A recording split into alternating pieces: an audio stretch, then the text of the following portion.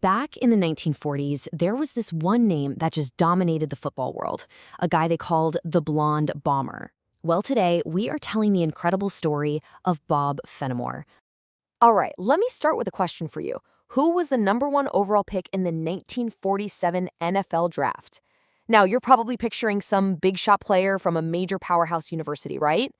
Well, let me tell you, the real answer is probably not what you're expecting. Nope. The #1 pick in the 1947 draft wasn't from some big city or football factory. He was a small-town kid from Woodward, Oklahoma. And his journey from that little town to the absolute peak of the football world, well, that's what makes this story so amazing. So let's get into it. Let's meet the man himself. His name was Bob Fenimore, but everybody knew him by his nickname, the Blonde Bomber. You know, Fenimore was so much more than just one position player. This guy was a true triple threat. He was a halfback, a safety, and a punter for what was then Oklahoma A&M. We know it today as Oklahoma State.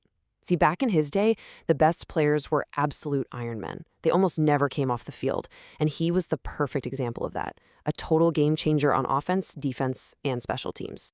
Every legend has to start somewhere, right? And for Fenimore, his story kicks off in about the most humble place you can imagine, his own front yard. He was born in Woodward back in 1925, and that front yard was basically his own personal training facility. All those hours he spent out there just working on his game, they were about to pay off in a huge, huge way when he showed up at Oklahoma A&M in 1943. And once he finally got on that college field, wow. He wasn't just good, he was basically a one-man wrecking crew who just started tearing up the record books. In fact, his sophomore season, 1944, it was completely legendary. To this day, people still talk about it as one of the most dominant seasons any single player has ever had. I mean, just look at this. Think about how incredibly versatile this is. He was #1 in the entire nation in total offense. He was 3rd in rushing, 8th in passing, and 9th in scoring. He wasn't just good at one thing. He was elite at basically everything. Let that number sink in for a second. 1,758 yards of total offense.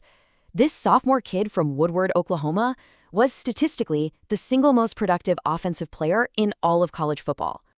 Now, you'd think that would be the absolute peak of a player's career, right? But for Bob Fenimore, that was just the appetizer.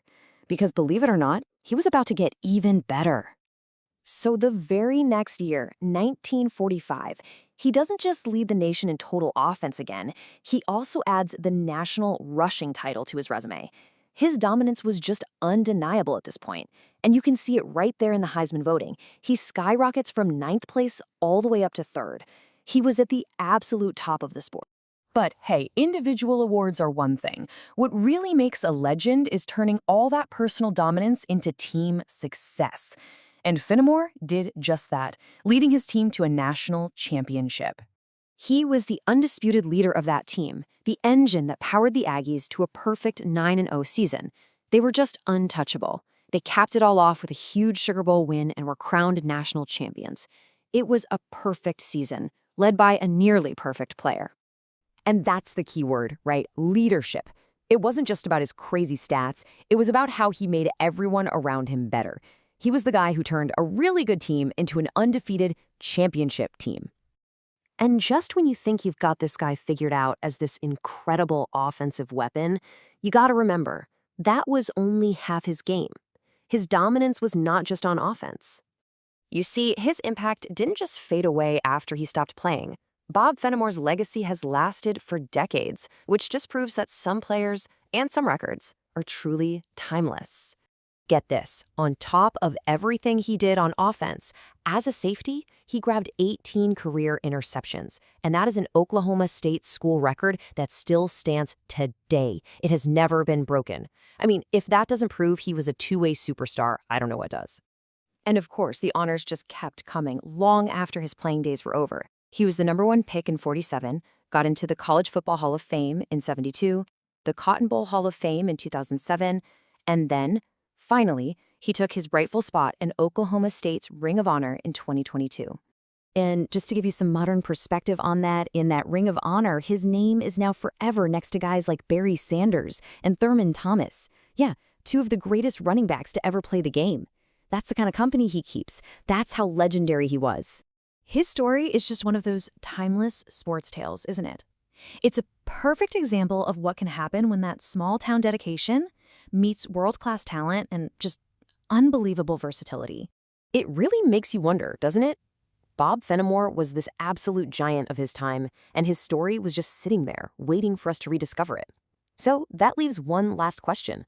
What other legendary stories are out there, just waiting to be told?